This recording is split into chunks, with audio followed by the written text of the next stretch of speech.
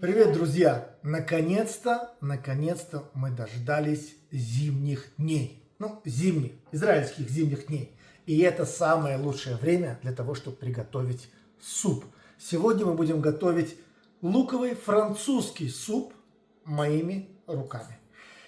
Сразу говорю, это ролик не для слабонервных. И сразу говорю, это не быстрый рецепт приготовления.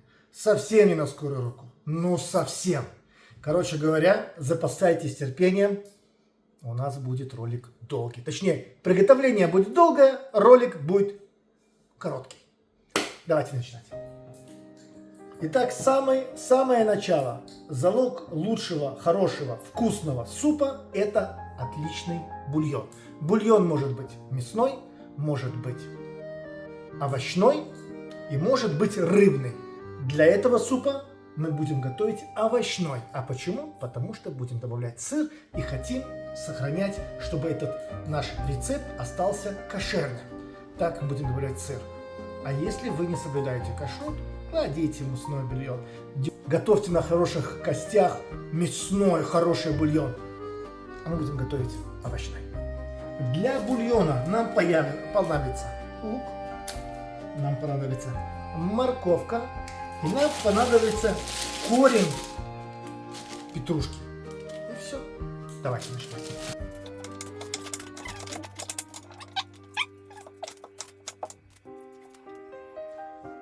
Кстати, в бульон можно положить лук и со шкуркой тоже. Получится желтенький такой красивый цвет.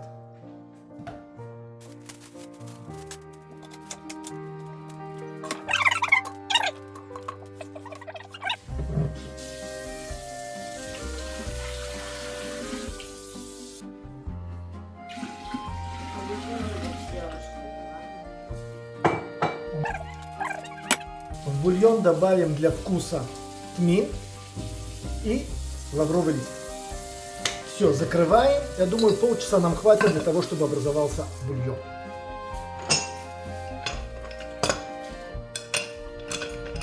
Готовим его в газском казане, поэтому минута здесь за 4, может за 3.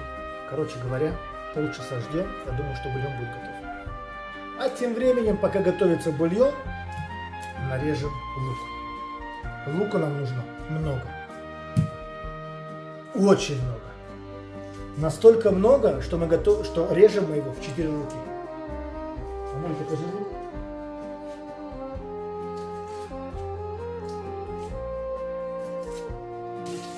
Так что, если у вас помощники дома есть, зовите всех. Всех, даже собак. Думаю, что будет? Можно разговаривать обычно. Видно, что... Ты хочешь кубиками их? Ну, кубиками. А что так толсто? Продолжаю дальше чистить. Я тебе показала, делать средний. Не мелкий, но и небольшой.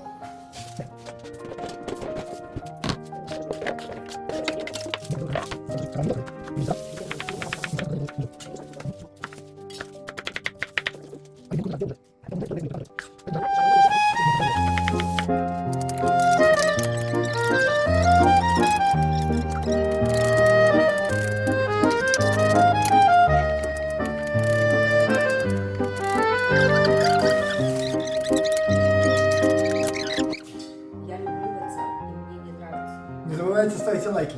Можно 2, 3, лучше 5. Лука, как говорится, много не бывает, если суп луковый. Одно из важнейших ингредиентов лукового супа – это белое вино.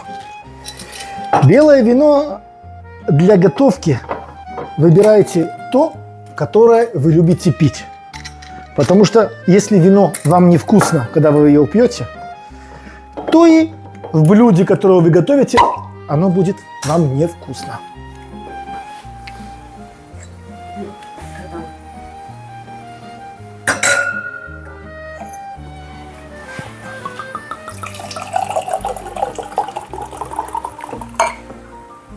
Ваше здоровье.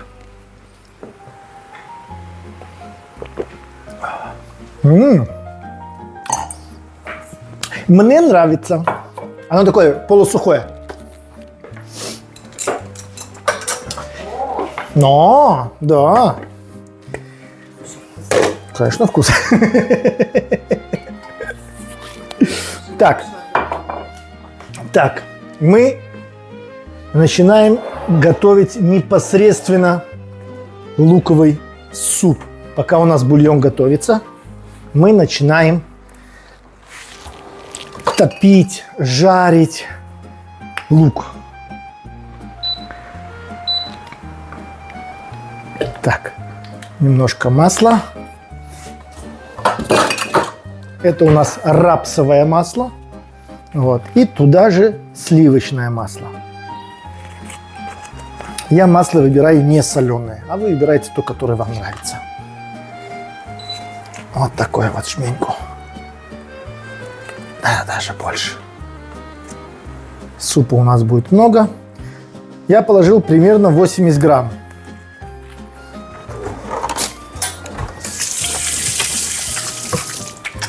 Положил примерно 80 грамм.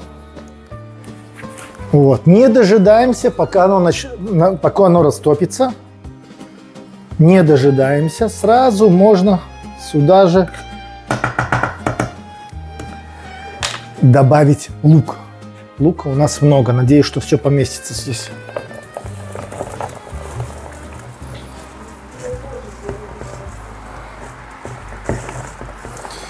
Вот знаете, что забыл? Забыл обжарить немножко тмин. Ну ничего, мы его потом добавим.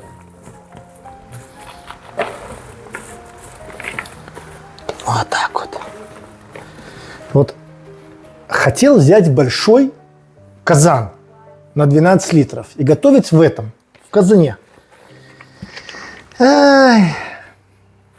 А меня уговорили обойтись вот такой вот маленькой кастрюлькой. Ну, кастрюлькой, сковородкой такой глубокой. Ладно.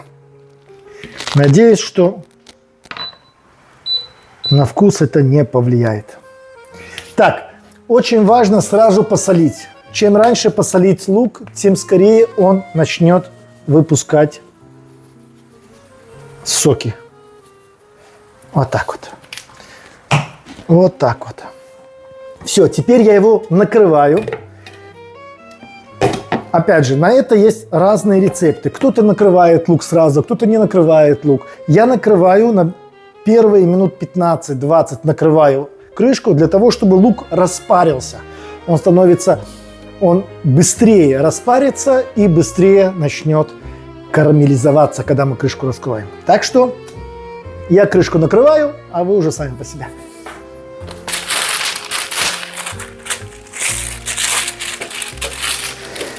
Пока жарится наш лук, томится лук и готовится бульон, используем это время для того, чтобы нарезать ломтика багета.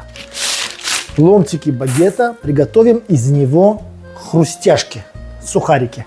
Так, сухарики.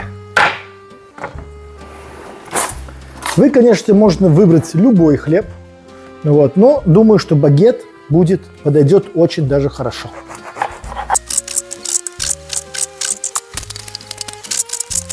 Багет очень вкусно, если его немножко посолить, причем крупной солью такой, крупный, круптящий.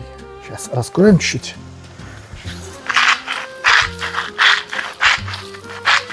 Вот так вот, совсем чуть-чуть. И добавим на него оливковое масло. Так.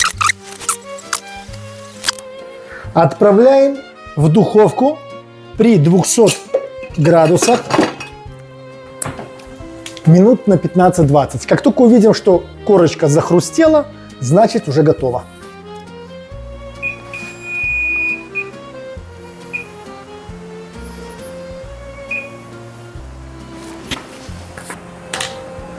Лук томится, но не забываем его перемешивать. Вот так вот.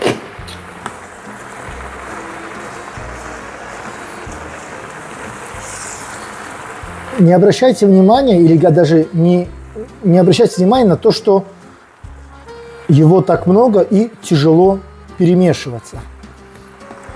Еще чуть-чуть, и лук осядет полностью весь. Вот как только он осядет, мы увидим, что он распарился достаточно. И можно уже открывать крышку для того, чтобы начать его ужаривать. Смотрите, как много влаги. Так, возвращаем. Это все дорого. Это нам все дорого. И продолжаем.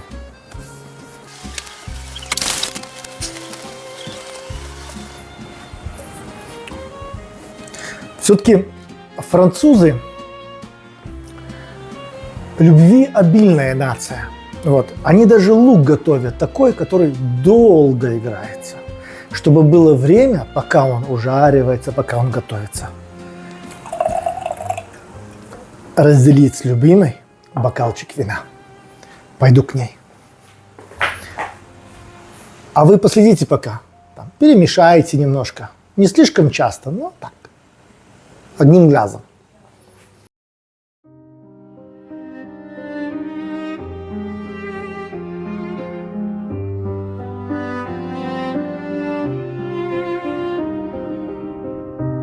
Sous les lampes, le pavé, lui. А тем временем наш бульон уже начинает отпускать пары. Ой, какой запах. Ой. Дадим ему еще немножко повариться, минут 5, может быть, еще, и буду выключать. Бульон. Думаю, что бульон готов, поэтому его нужно выключать. И лук у нас, думаю, уже пропарился. Ах, какая красота! Посмотрите, сколько здесь уже жидкости. И посмотрите, как он усел. Да, весь лук. Обратите внимание, весь лук стал прозрачным. И сейчас самое время начинать его ужаривать. Кстати, есть некоторые рецепты, в которых к луку добавляют еще сахар. Я думаю, что это лишнее, потому что в луке и так есть много сахара. И за счет этого сахара он и карамелизируется. Вот. Но если вдруг вам попался лук, который, ну, не знаю, мало сахара, или вам мало сахара, то, наверное, добавьте. Я пока добавлять не буду. Посмотрите, как много жидкости. Посмотрите, он прям плавает в своей жидкости. Так. Открываем клапаны казана.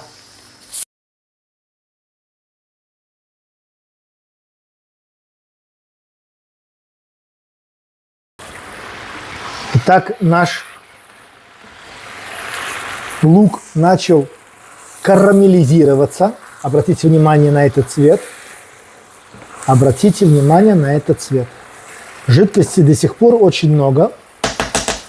И это говорит о том, что у нас тут ничего не сгорает. Пока он выпаривался, я добавил сюда веточку тмина. Обратите внимание. Вот, веточку тмина. И мы ее закапываем.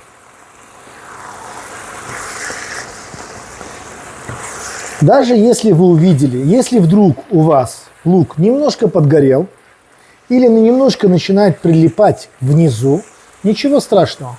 Это все нормально. Это все карамель. Это все сахар, который выходит из лука. Так что не переживайте.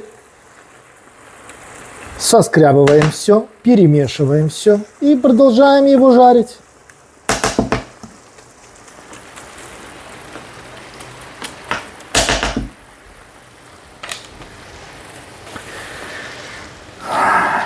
Принес винцо. Жидкости здесь много, но все равно я думаю, что сейчас самое время добавить немножко вина.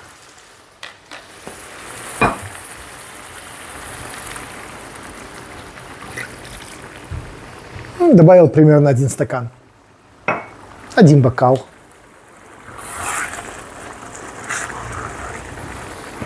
На всякий случай проходимся по всему дну, на тот случай, если где-то что-то прилипло или немножко поджарилось.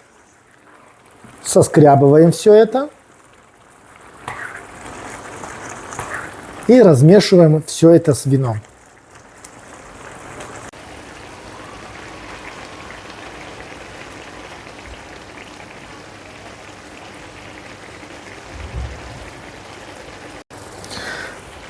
Ну что, друзья, пришло время вытаскивать наши сухарики. Ой. Красотища! Посмотрите, какая у нас здесь красота. Ах, какая красота! А? Какая красота! Выключаем. А это пускай немножко остывает. Ну, видите, какой цвет? Цвет просто изумительный. Согласен.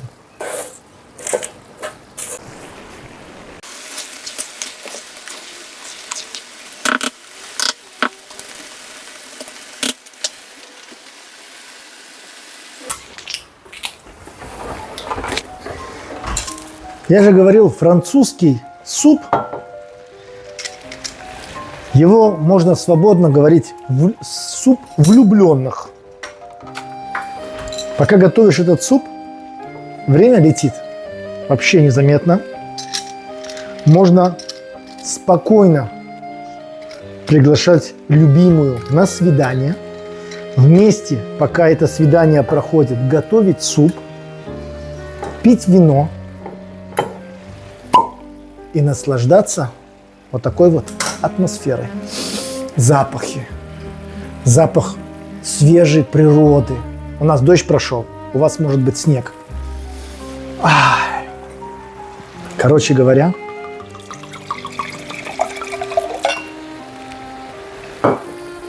все классно.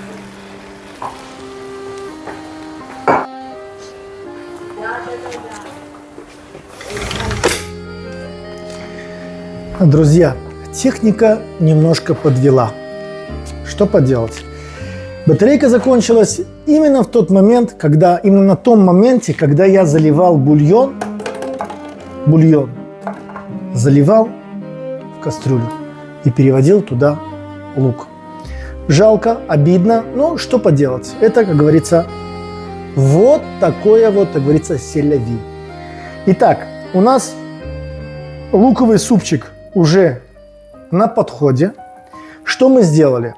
Я из той сковородки глубокой, в которой жарился и томился лук, перенес ее в большую кастрюлю. В эту же кастрюлю из казана, в котором готовился бульон, там 4 литра бульона готовилось, было предложение перенести лук сразу в этот бульон и прям там продолжить его готовить. Но я побоялся, что бульона жидкого будет слишком много.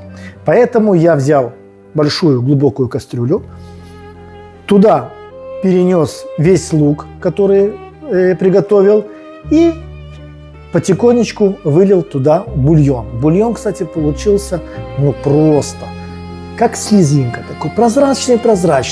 Вот. Добавили бульон, проверили ее на соль. Так как бульон я не солил, так как очень много соли добавил в сам лук, когда готовил. Поэтому бульон я не солил. И уже добавил специи в сам суп для того, чтобы проверить.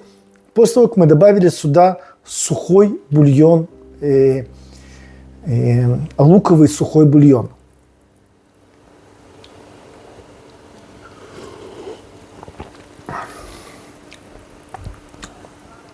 Обалденно.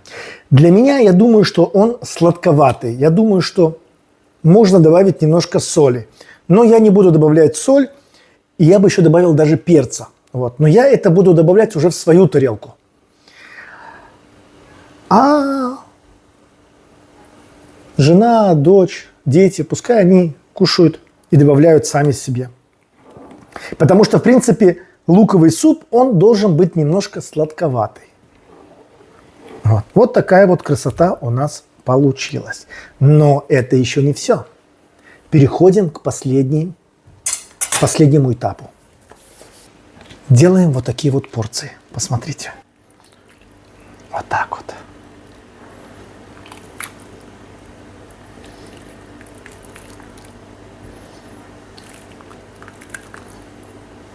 Вот так вот. И вторую.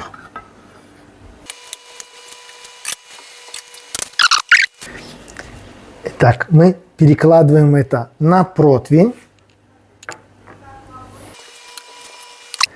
И добавляем сюда сыр. Сыр мы добавляем пармезан.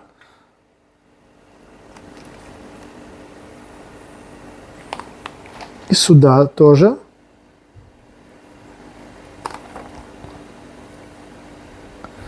Вот. И я разбавлю его сыром. Новым, по-моему, да? А нет, это моцарелла. Добавлю еще моцареллы.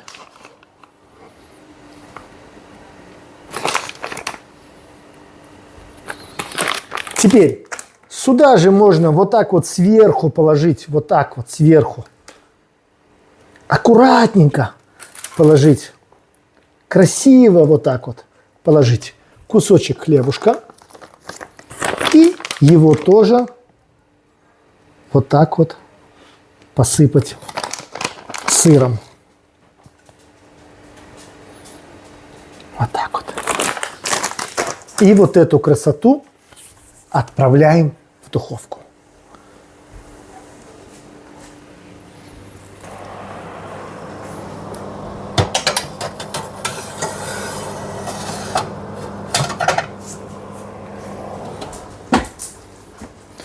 В духовку отправляем на 200-210 градусов и ждем минут 10. Смотрим, в зависимости от того, насколько сильная у вас духовка, смотрим на то, когда расплавится сыр. Как только расплавится сыр, наше блюдо будет готово. Ну что, друзья, пришло время вытаскивать. Так, самое главное, не забывать о том, что посуда очень горячая. Поэтому не спешите. Дайте этому пару минут остудиться. Берем ложечку. Ждем, чтобы оно немножко остудилось.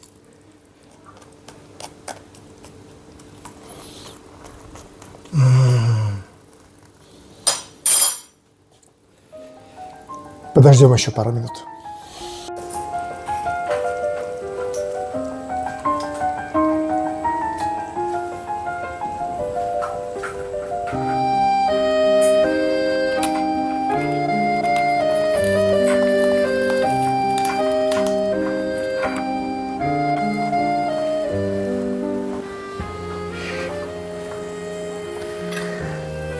Ну что ж, друзья, пришло время пробовать.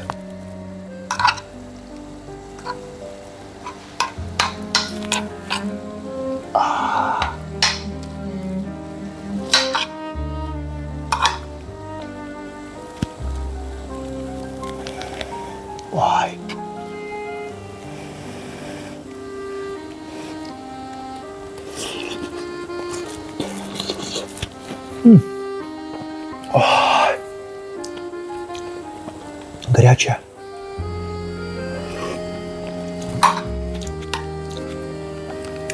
Слушайте, это просто божественно. Просто божественно. Конечно, хлебушек можно порезать кубиками и сделать его как крутони, такие, знаете, как маленькие такие сухари. Но и в таком варианте, вот так вот, он размокает, пропитывается и сыром, и самим бульоном. И просто обалденно.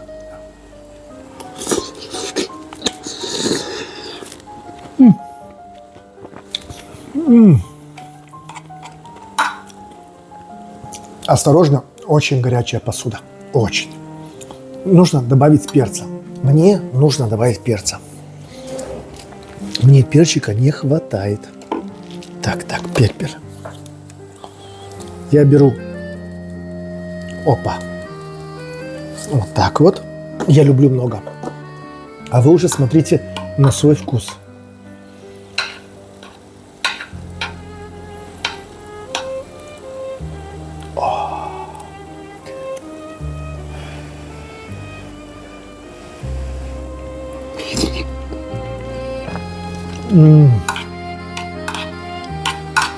Смотрите, можно, конечно, есть разные варианты. Можно, конечно, в блендере это все перемолоть, но это уже не то. Это совершенно не то. Тут чувствуется, во-первых, лук.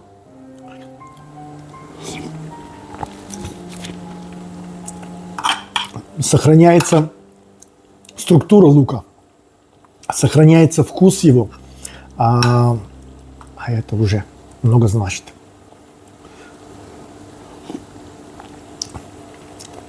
Друзья, это был, как говорится, это был французский луковый суп в моем исполнении. Если вам нравится, ставьте лайки, пишите свои комментарии. Если что-то было не так, пишите свои комментарии. Если вам понравилось то, как я его приготовил, тоже напишите. Мне было приятно почитать ваши комментарии. И вашу критику тоже. До новых встреч. И с наступающим Новым годом!